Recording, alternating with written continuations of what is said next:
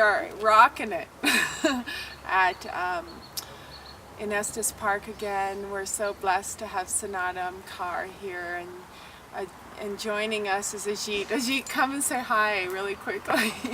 This is the beautiful Ajit Kaur. Say hi. Snatam, hi. Who's got a beautiful new album called The Golden Temple, right? No. What's it called? That would be nice. At the temple door. At the temple door is my golden temple now. Aww. So welcome Ajit to Estes Park and Colorado and being a part of Snatam. I love you. Love you, Snatam. So today we're going to ask Snatam the questions about. Well, we gotta talk about my new album too. Oh, Shoot.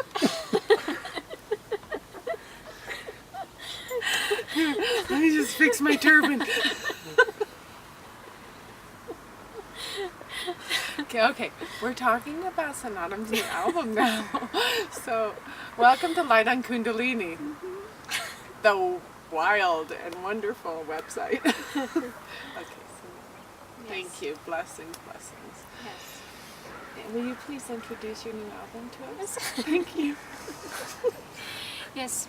Well, I'm very passionate about this new album. Should I speak to that? Them Oh, and me and everyone. Okay. Yeah, I'm so passionate about it because it's my practice I've been doing for the past 20 years. And I finally got a chance to record it in the studio with all of these incredible musicians and producer and Thomas Marquis. Who? Thomas. No. Mr. Thomas. Yes. And it has all of the morning chants that I do every morning, and so it's out and available now for people. And then in 2 months, 2-3 months, we're going to have a whole book and starter kit for people that want to have a morning practice. And I'm sharing my morning practice, so it's the 5 stages of that morning practice, and so you can do everything on your own. You don't have to go to, a big workshop somewhere or fly or even,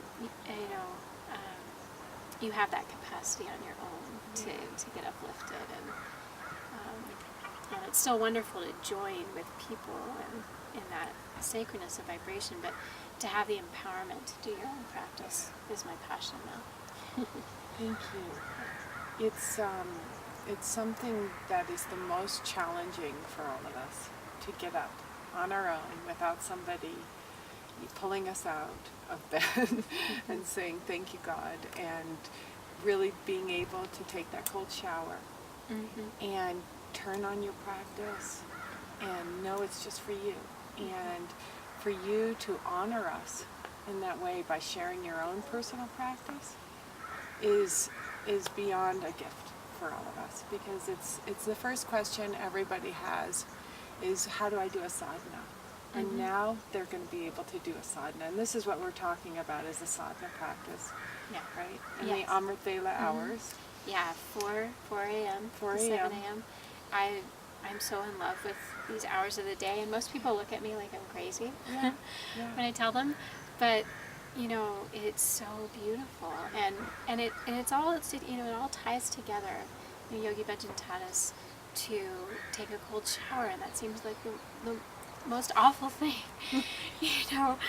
to some people. And I've been doing it for many years, but I wasn't really doing it passionately, I guess. And as part of writing this book, I got really into it, taking that cold shower, really massaging my skin and really going for it. And then, Wait a minute. Writing what book? Can you speak about your book? yeah, Good. yeah, it's Congratulations. yeah, it's 127 pages. I'm shocked myself writing so much, but I go through what I identified as 5 stages of this practice. And the first stage is really getting yourself ready, waking up. How do you make sure you have enough sleep? How do you work with your diet so that you're healthy? And what does it mean to go to bed early, and shifting our lives and prioritizing our spirit first. And so that's the first stage, really.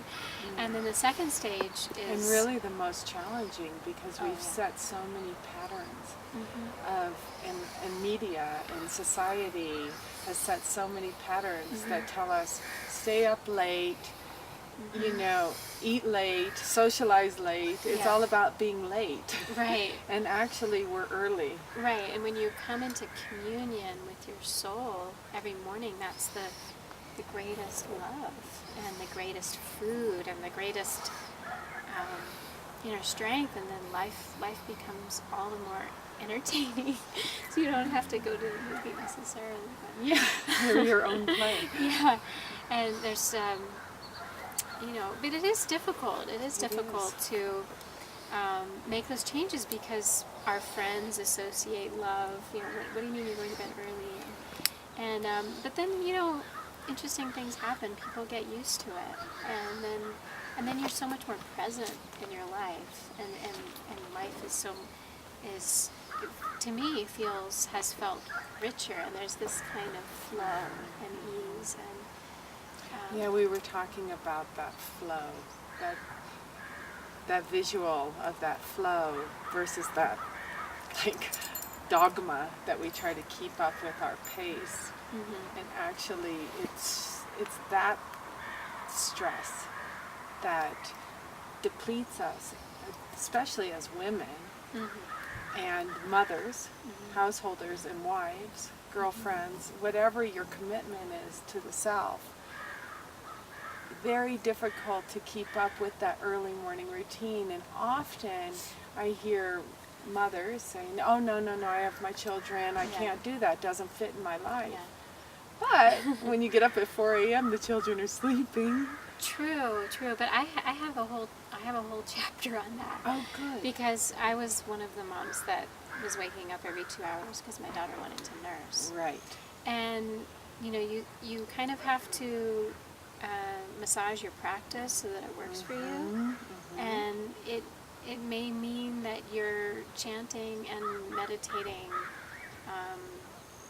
in the middle of the night while you're nursing, or it may mean you're chanting and meditating while you're doing the dishes.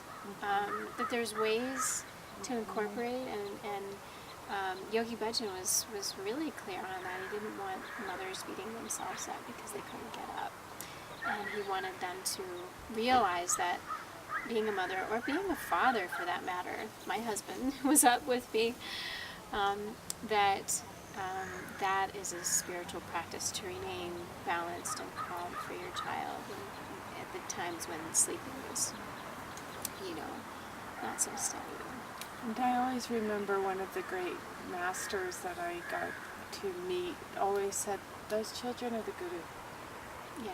Your children are the guru, are the light, and they're going to conduct your day anyway. So why fight it? Just, you know, integrate.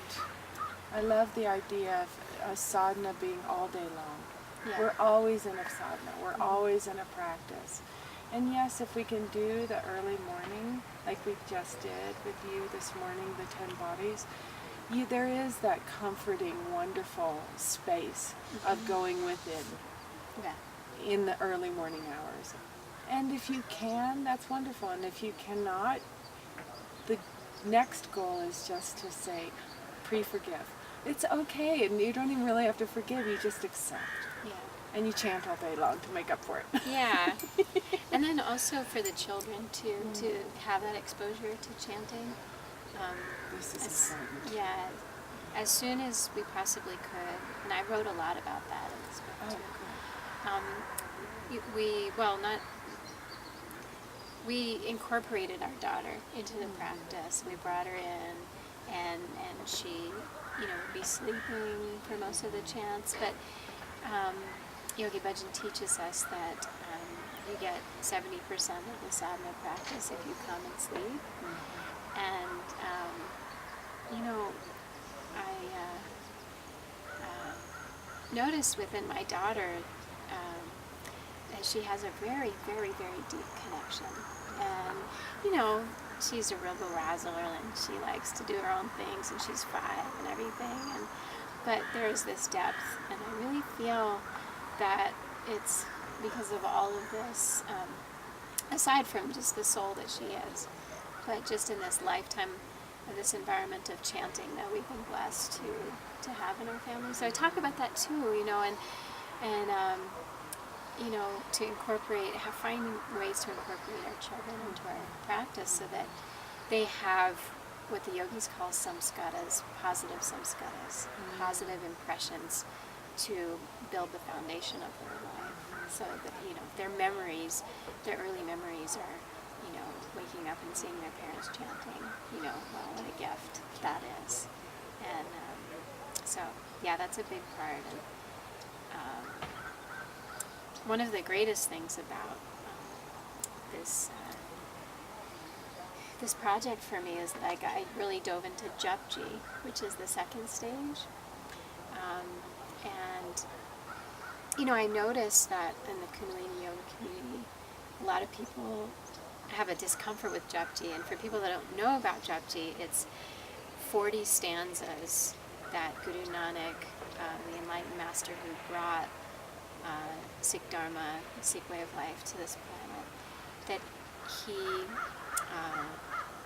this was his first teaching after his enlightenment experience. And so he submerged underwater for 3 days and 3 nights and came up, and first he said there's no Hindu, there's no Muslim, there's no this religion, that religion, and then he taught Japji, and it's basically a roadmap to that same enlightenment experience